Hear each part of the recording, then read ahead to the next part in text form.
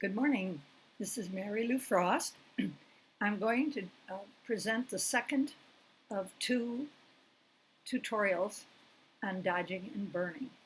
And this one will focus on the use of luminosity selections as a much better way to point out exactly where you want your changes to make.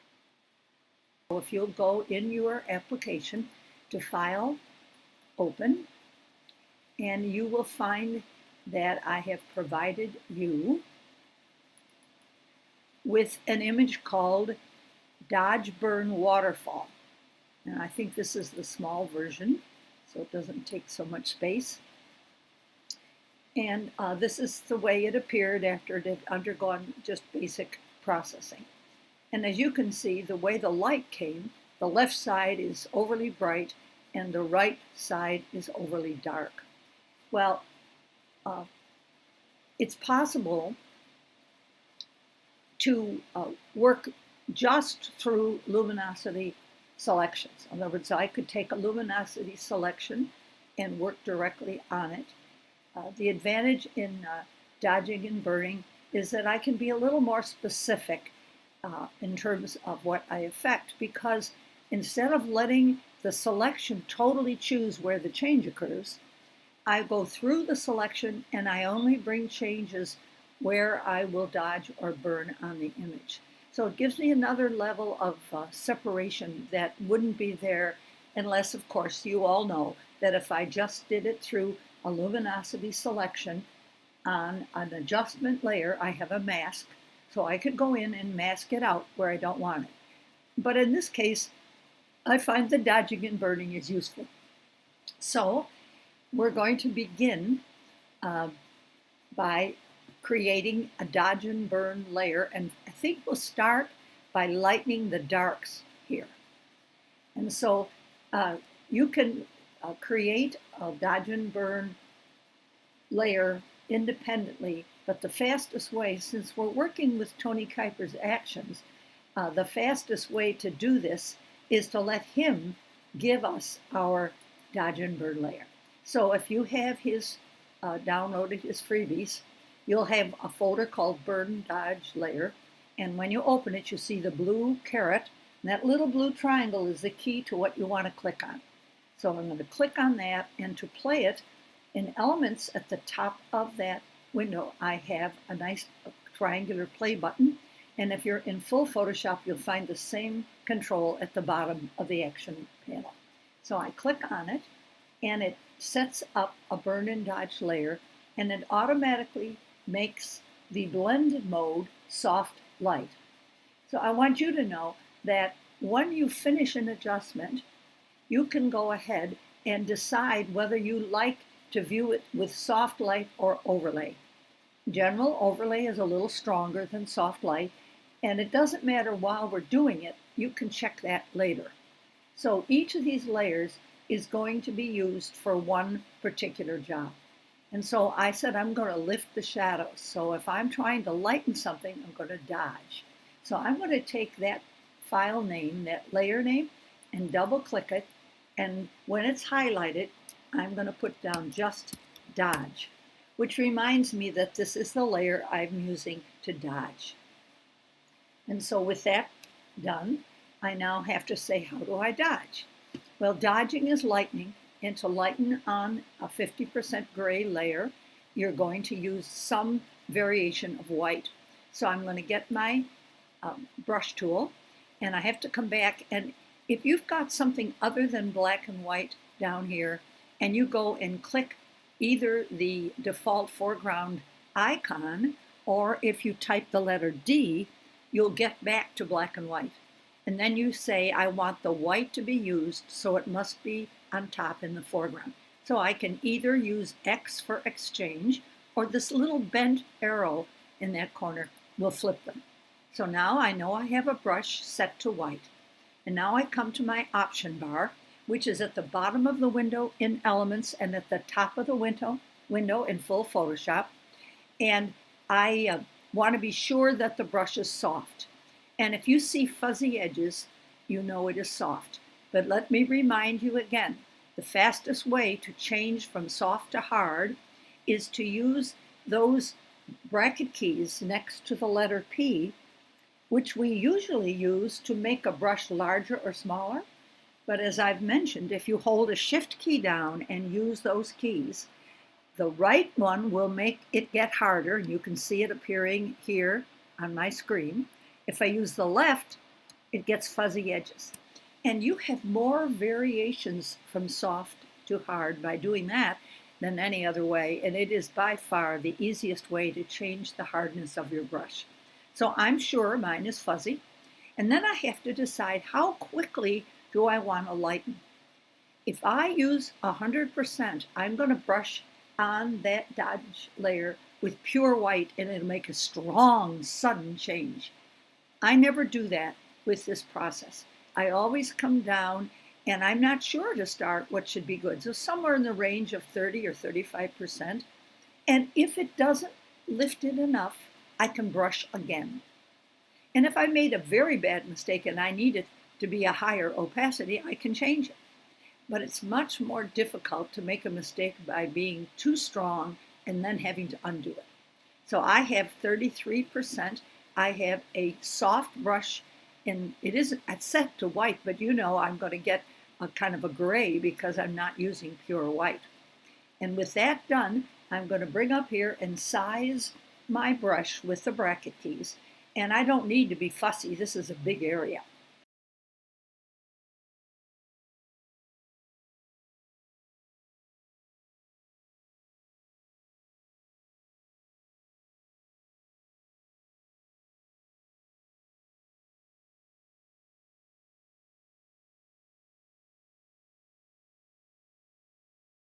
Once I'm thinking about actually applying this, I have to remember that I don't want to apply it directly on the image.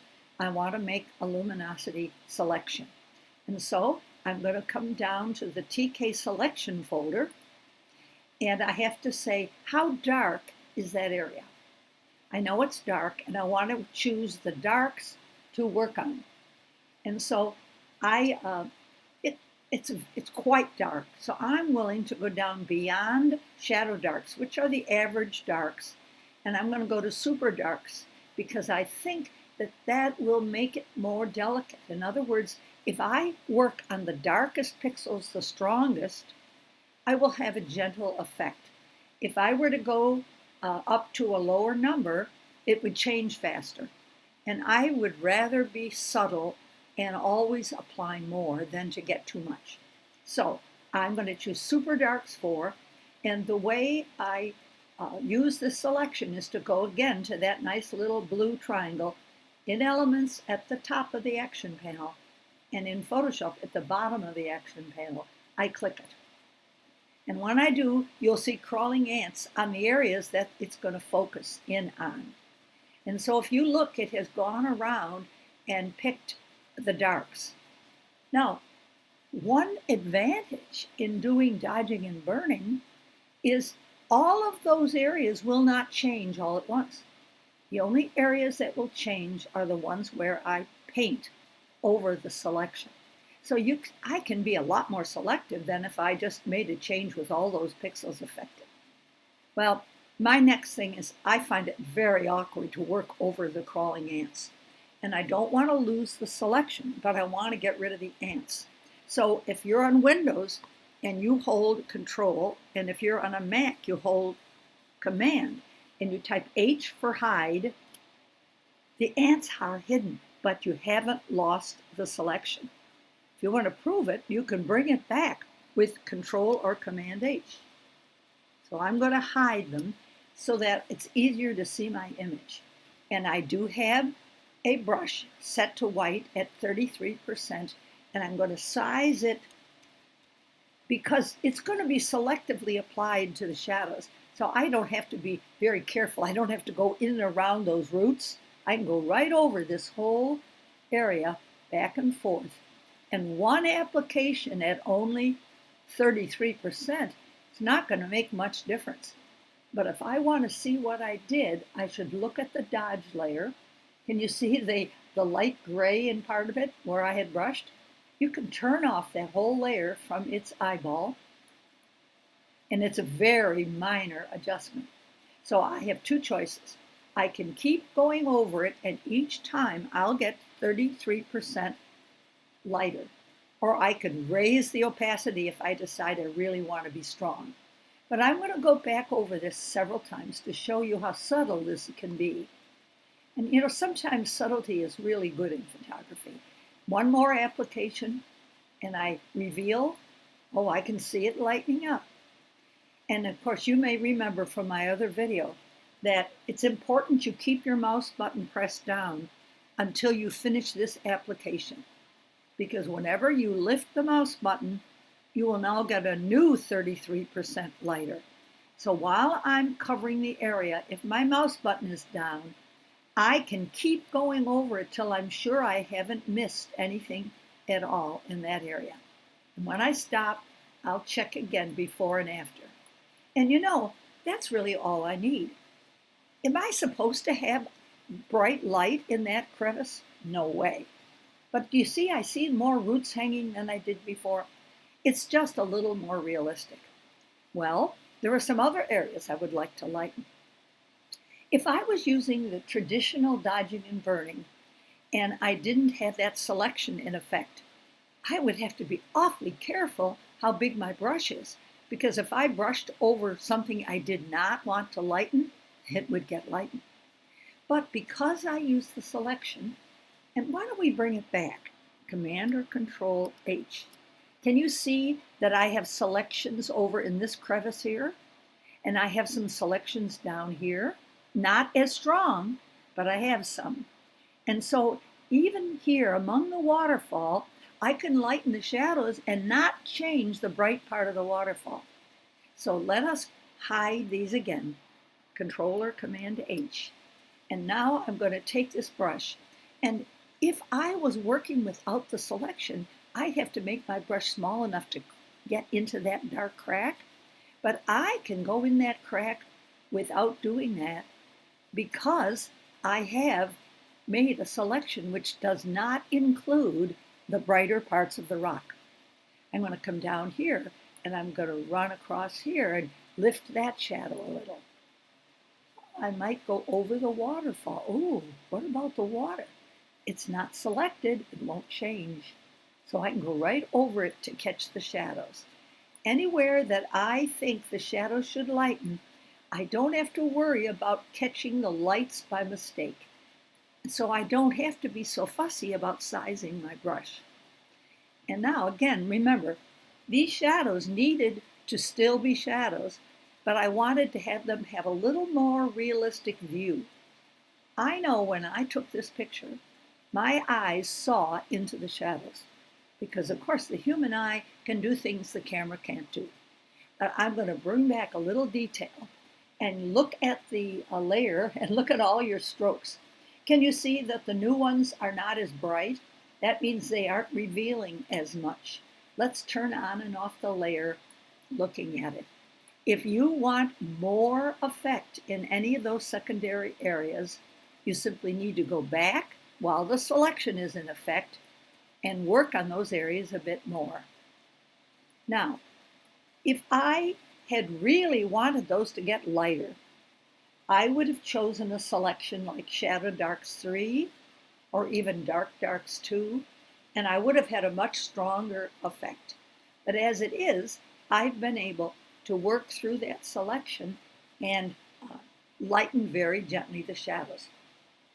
At this point, we just have been brushing away, and we all know what it looks like when you just brush directly on a dodge and burn layer. It's very terse, doesn't have much delicacy. To see what you just did, come up here and turn off the background, the actual image, and look at the delicacy that you got in the areas that you brushed. If an area was too light, like some of the roots were lighter than the shadows, the roots didn't change, they stayed black. And your effect was applied instead to the area that was selected through that Super Darks 4 selection. To see the picture, I turn the background layer on again. Right now, I would like to modify the brights, especially in that left area. And I'm going to get a new dodge and burn layer because we have another benefit when we work on layers. If I were to have overdone the dodge layers and I felt that they were not subtle enough, I could have lowered the opacity on that layer and cut back on what I did. Now this was very delicate, so I don't need to. But by keeping the dodging on one layer, I can control how strong it is with that opacity slider. So I'd like to do the same for the layers I burn in. So come down to the place where you are offered a burn and dodge layer. When I finish with one of his selection folders, I normally close them because they fill so much space when I'm not using them. I see burn and dodge, and I click on the play button. I have a new burn and dodge layer. It's going to be for burning things that need to be darkened. So I'm going to double click the file name until it's ready to type in, and I'm going to type burn. That means this is the layer where I'm going to burn in the bright areas. So I have to decide what selection will I burn through. And of course, it's going to be from the selection group. And it's going to be among the bright part of that. And let me remind you, Lights 1 will take everything that is average brightness or brighter. And as I go up to a higher number, it gets more selective toward the brighter pixels. Well, I want to be somewhat selective because I'm not going to darken everything that's average brightness or brighter. So I know I'm going to move up a bit. And the average bright one is usually Bright Lights 3. And of course, I can control how much effect I have by how strong this brush is applied in terms of the blacks in it. So I will go and choose Bright Lights 3. And you realize if I make a mistake, I can delete this and get a new selection. So Bright Lights 3, I play it. And you can see that it's focusing on the brightest part of those rocks. Now I need to remind you that part of the rocks that are not showing crawling ants will also have a lesser effect. The crawling ants represent the pixels that are at least 50% or more selected. And there will be sections not as selected that won't be darkened as much. That really suits me. I want to even this out. So I'm going to keep that selection, and I don't want to see the crawling ants. So I'm going to hide them. Command or Control H. Now I have to think, how do I burn in or darken? Well, I take a brush, but I want black instead of white, so I reverse that, either X for exchange or hit the little double arrow. And then I come over and say it still needs to be soft. That's fine. Now I need to think about what percent opacity.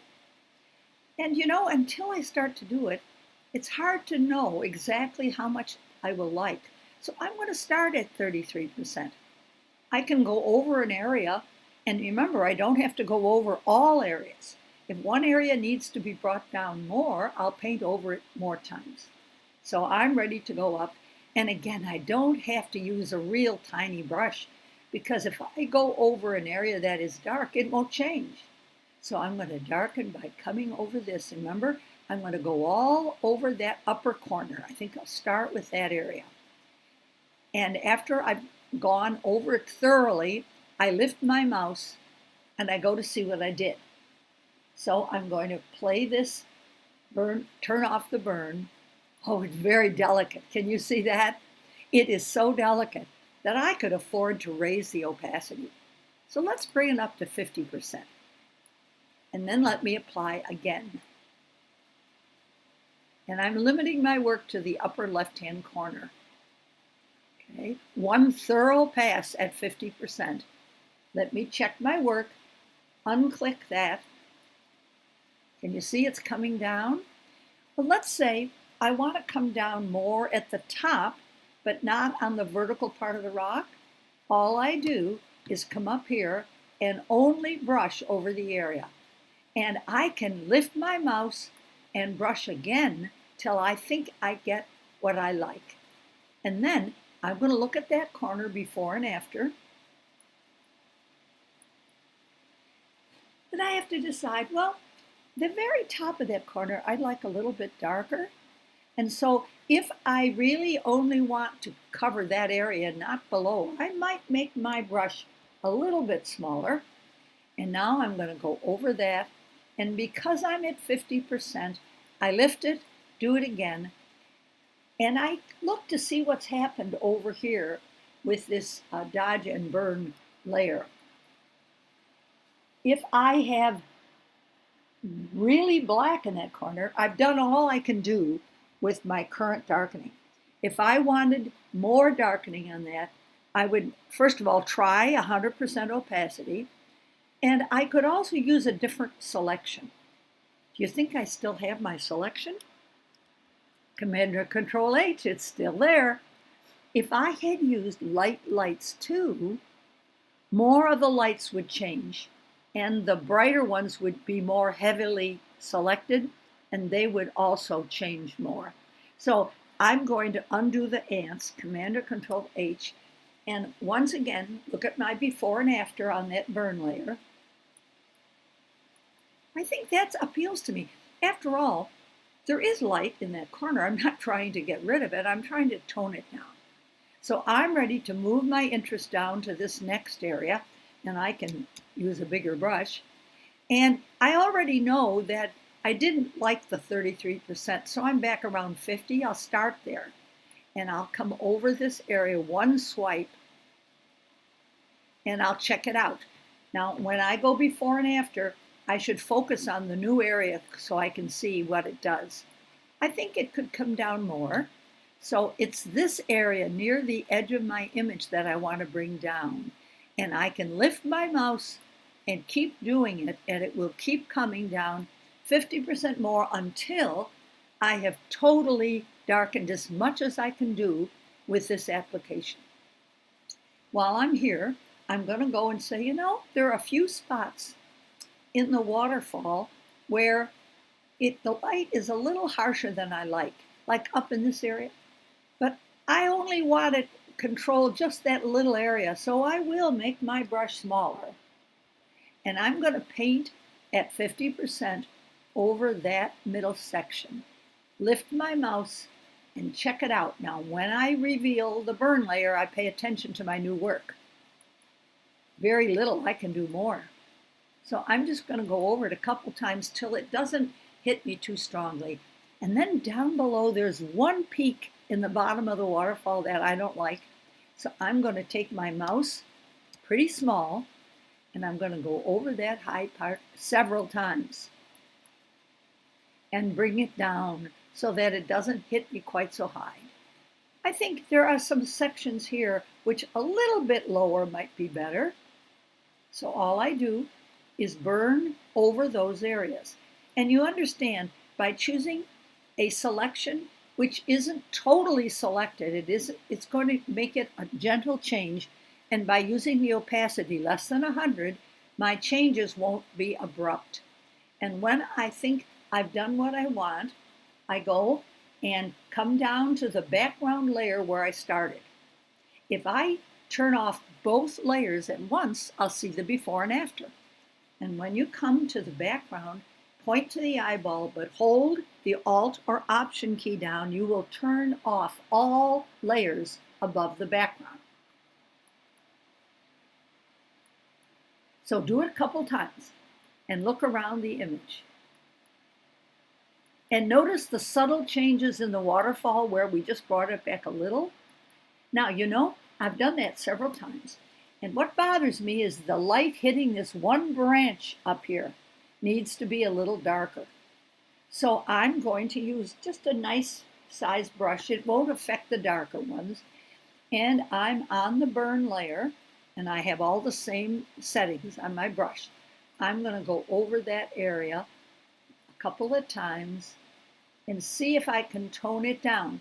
Now, it's going to be brighter than the background, and it should be, but it's a little more subtle. So if I turn off the burn layer and look at that branch, I can see how I toned it down. And sometimes the best effect is the gentle effect.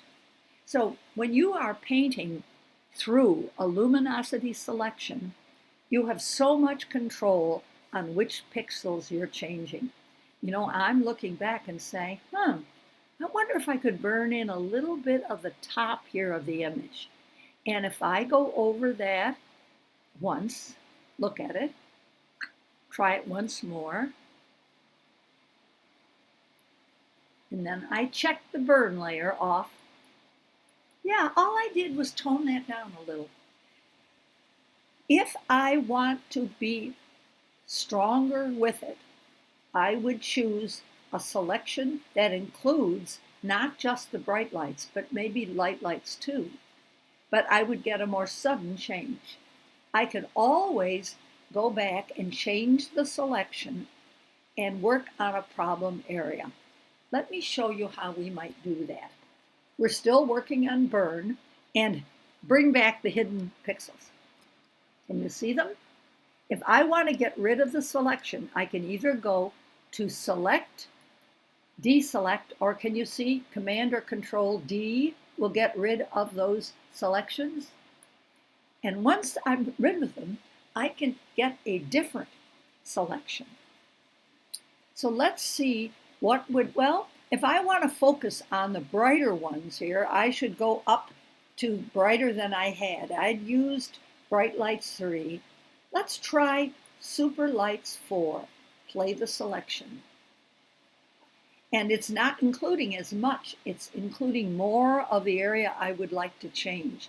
So I'm going to hide the ants, Command or Control H. I'm then going to take a black brush at about 50%, and that's that top corner that bothers me. I'm going to go over that, and I'm going to go over it again and see if I improved it at all. Oh, glory, I did. What about the last strokes I did? How could I isolate just that? Well, you know, there's a history panel. And if I go down on the history panel, I will see the last 2 brush strokes I did. If I want to know what that area was like before the last 2 strokes, I can come up 3 steps to where it said delete selection. And then I can come down to the first brush tool and the second brush tool, and I can go back up and down. And if it isn't enough, I have to see, have I done the full potential? If I have this full black on here, then I cannot make it any darker unless I were to do another trick. If you've done all this work and you say, darn it all, the whole thing needs to have the darkening greater. I have my darkening, my burn layer separate, don't I? If I duplicate this layer, I will double the effect, and then I can pull back the opacity and just get it a little darker. So let's try that. You've got the top burn layer selected. Go up to Layer, Duplicate Layer, or Command and Control Gray. It says Burn Copy, that's fine. Now, look how much difference it made. Hide the top layer. That's probably too much. If it's too much, I lower the opacity of that and bring back the brighter. You see that? So if I carefully apply it and I didn't have enough effect, if I double that layer, I will double the effect, and if that's too much, I can lower the opacity to get the right amount. Because at about 65% opacity on that layer, this is how it looks. If I delete that layer, I see how that was. Or I can look at the picture while I raise the opacity and see, lower and raise the opacity, and I can stop anywhere along that suits me. So you get so much control by using burning and dodging. And I hope you will have fun using it on images. I will give you this image without any work done, and so you can go through and experiment with it And again, if you have any questions when you're doing it, remember I can be reached at mlfrost@verizon.net. That's mlfrost@verizon.net. Send any comments, questions, or things you've noticed that you want to share. I'm always glad to have those. So I hope you will have some fun working with this weekend. Stay well.